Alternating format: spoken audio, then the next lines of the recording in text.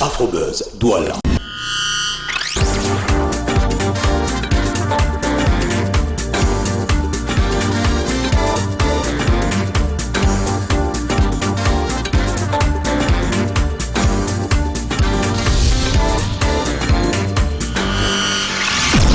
Afrobuzz Douala.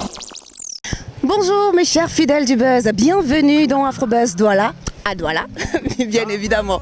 Allez, grâce à lui, en fait, le Cameroun a écrit ses plus belles lettres de noblesse en ce qui concerne le mouvement rap hip-hop en Afrique. Car depuis 1989, il ne cesse d'élever sa voix et surtout de faire compter sa voix pour que ce rythme-là reste pur et surtout que les artistes puissent connaître et obtenir leurs droits. En cette année 2019, le serpent le plus virulent du rap camerounais, Crotal, puisqu'il s'agit de lui, célèbre son 30e anniversaire de carrière musicale.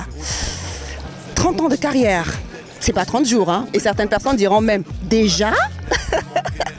Eh bien, normal, hein, quand on a 30 ans de carrière musicale. Retenez tout simplement que pour la circonstance, il n'a pas du tout hésité à pouvoir réunir quelques pairs de la musique de l'Afrique. À l'exemple de Franck Baponga du Gabon ou encore de Didier Awadi du Sénégal. Quant à moi, c'est un grand honneur de recevoir ces trois mastodontes de la musique africaine sur le même plateau dans Afrobuzz Douala sur Vox Africa. Je vais les retrouver juste pour vous. Afrobuzz Douala. En tout cas, il fait super beau aujourd'hui et quand une demoiselle comme moi, oui, il faut préciser, je suis une demoiselle, qui retrouve ce genre de monsieur, je peux être que heureuse. Crotal, monsieur Babanga, vous allez bien? Ça va. Bienvenue au Cameroun. Bonjour. Ah, monsieur DJ, c'était magnifique hier. Émission spéciale Afrobuzz Douala. Je suis très contente d'être entourée de ces messieurs. Comment vous allez déjà? Déjà joyeux anniversaire, Crotal? Merci beaucoup. Oui, 44 ans de vie, 30 ans de carrière. 30 ans de parcours. Oui. Oui. Ça, tu sens vraiment que le hip-hop a pourri ta vie. Pourri. Et là, oui, on peut dire que nous sommes des enfants pourris gâtés du hip-hop. Didier Awadi du Sénégal, Baponga. Dites-nous, j'ai l'impression en fait que Douala vous sourit avec ce magnifique climat, ce soleil qui est juste à votre honneur carrément, Didier. Oui, franchement, ça fait plaisir. Et puis, tout est parfait. Le temps est parfait. Se revoir tous là après autant de temps, je pense qu'on ne pouvait pas demander mieux dans une vie que ça. J'imagine, hein, Franck? Ouais, vraiment, l'accueil surtout de Douala. Vraiment, tout le monde est content de nous retrouver encore une fois ensemble. Souvent, on se croise un peu partout. Là, aujourd'hui, Dieu a décidé que ça se passe à Douala et vraiment, ça se ressent chez les habitants de Douala. Ils sont contents de nous voir ensemble. Mais Crotal, dis-nous, Oui. 30 ans de carrière.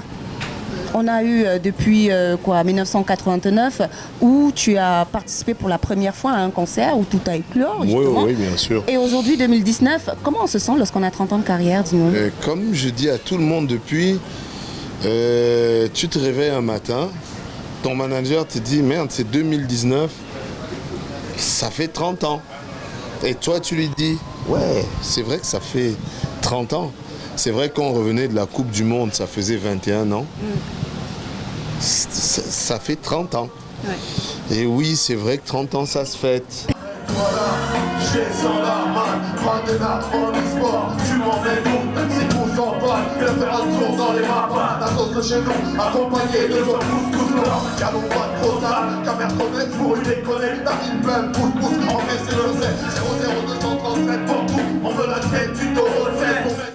Quand on a vous là, parce qu'il faut quand même dire que vous êtes les pionniers du rap en Afrique, chacun dans son pays respectif. Ouais. Comment vous avez fait pour vous retrouver en fait, Didier? Par exemple, comment t'as rencontré Crotal? Comment je l'ai rencontré la première fois, c'était ici en 97. On faisait une tournée et donc à l'étape d'ici, il y avait lui, il y avait comment il s'appelle, Diao Soleiman. Et donc franchement, on s'est vu direct. Bon, tu sais, il n'y avait pas beaucoup de hip-hopers. Donc quand tu rencontrais quelqu'un qui faisait du hip-hop, direct, c'était tu sais que celui-là fait partie de la famille. Oui. C'est a brother from another mother qui vit autre part, mais voilà. Mais toujours, tu sais que lui là, c'est la famille. Mais il faut quand même dire que c'est en 89 hein, que tu crées Positive Black Soul et c'est en 89 qu'il commence sa carrière musicale. Je peux dire en fait que c'est le père et le fils ou je peux dire quoi? Non, mais écoute, non, je veux dire, c'est une fraternité, voilà. Oui. On va dire que c'est une fraternité, c'est plus simple. Dis-nous, Franck, comment tu rencontres Crotal? Déjà, avait rencontré, ça s'est passé à Yaoundé. Moi, j'étais de passage avec Eben. Et Yaoundé, il fallait rencontrer donc le boss du pays aussi. Et on nous a fait rencontrer Crotal.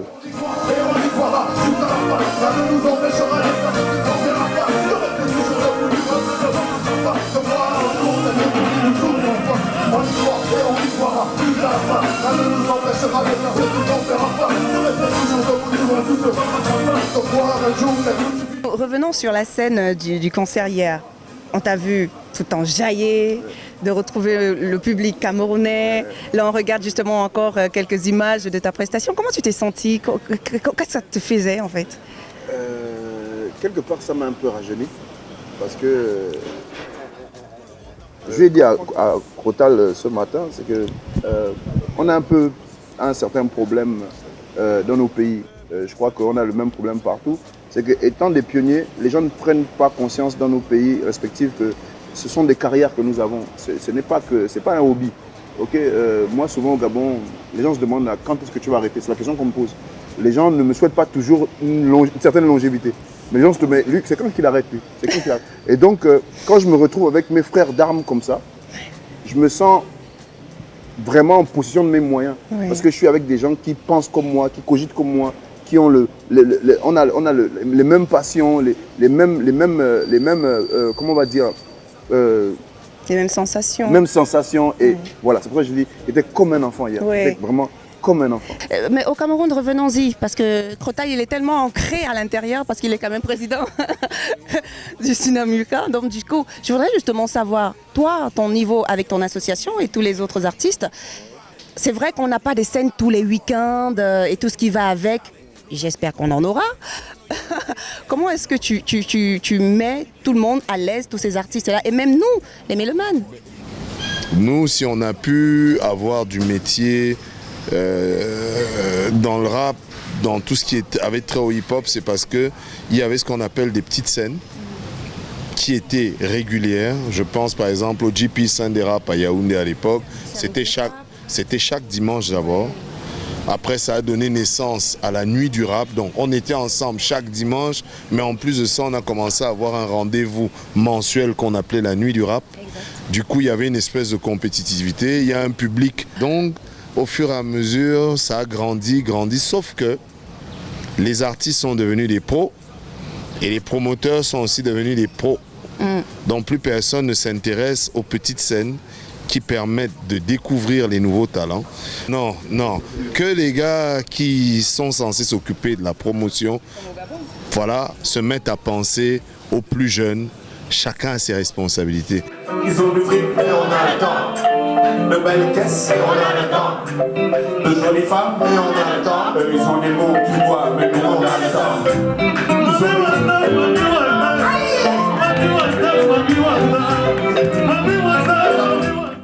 Comment on fait pour rester au top en 30 ans de carrière? Essayez en fait de nous expliquer.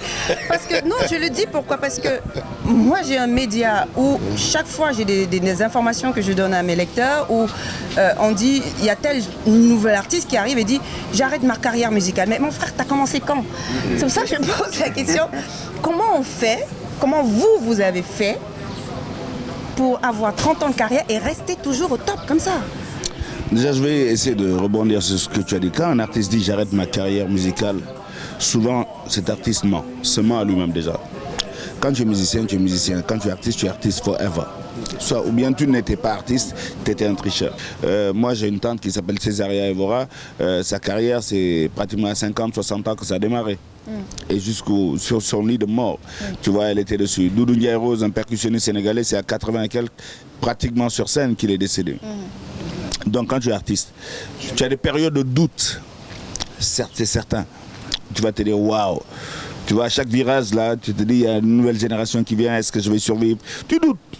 C'est normal, mais c'est ce doute, c'est comme une adrénaline, c'est comme de l'adrénaline. Adrénaline, ça doit te pousser à te recréer, apprendre à te recréer.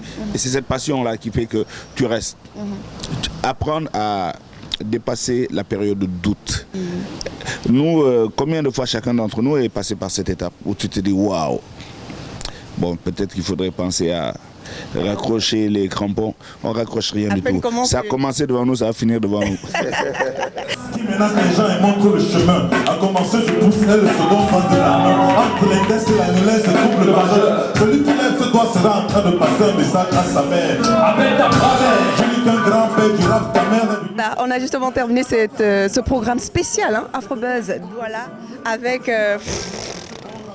je ne sais pas comment je dire. Je suis trop heureuse, j'ai envie de pleurer, mais malheureusement, j'essaie de retenir mes larmes. Peut-être un dernier mot, je ne sais pas, à dire à toute la population africaine qui nous regarde de part et d'autre, qui nous regarde de part et d'autre du monde. Non, en tout cas, je dis merci au Cameroun. Ça fait 22 ans que je n'étais pas venu à Douala. Revenir, c'est un plaisir et encore happy birthday à Crotal. Voilà. Franck? Moi, joyeux anniversaire à Crotal. 30 ans de carrière, c'est pas donné. Moi, quand je pense 30 ans de carrière, je pense toujours aussi à nos frères d'armes qui nous ont quittés. Donc voilà, c'est aussi pour eux que Crotal a le devoir de continuer. Voilà, pour tous ces gens-là.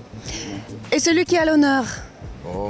Monsieur je ne sais pas comment Oh Seigneur, je ne sais pas si c'est mon enfance ou c'est mon adolescence, mais en fait, je me rappelle encore, tout ça mélangé. C'était trop de nostalgie. Hein. Mais écoute, j'aime bien dire avec beaucoup de moquerie, les gars, on est encore là.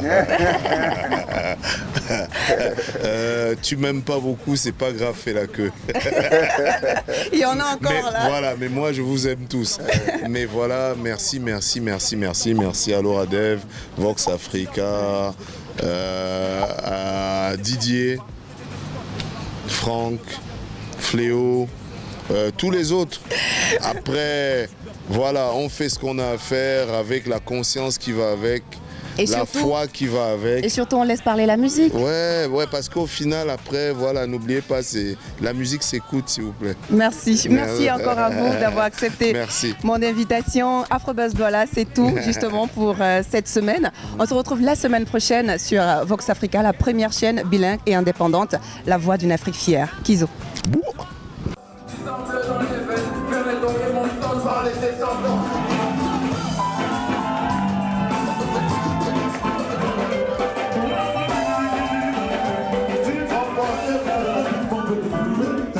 L'image de ce bon rap qu'on a construit.